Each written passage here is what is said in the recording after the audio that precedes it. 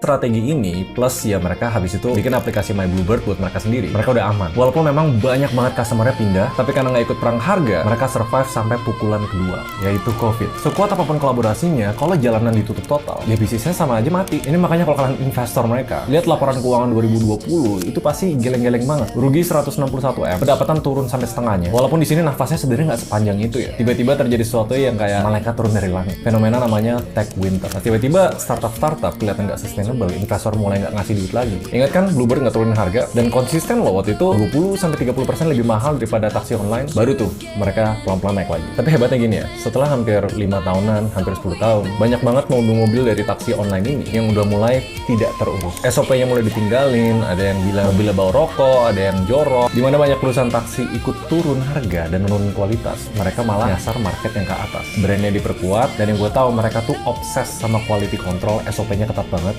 Hebatnya, okupansi dari armadanya mereka balik lagi ke level normal sekitar 79-81%. Dan ini somehow nggak kepikiran sama perusahaan taksi manapun di luar negeri sana. Cuma kan tadi gue bilang, walaupun taksinya survive dan taksinya hebat, nggak mungkin omset mereka bisa sampai 5,7 triliun. Dan itu hebatnya mereka. Yang per sekarang, Bluebird itu nggak bisa dibilang sebagai perusahaan taksi, termasuk ke chapter selanjutnya.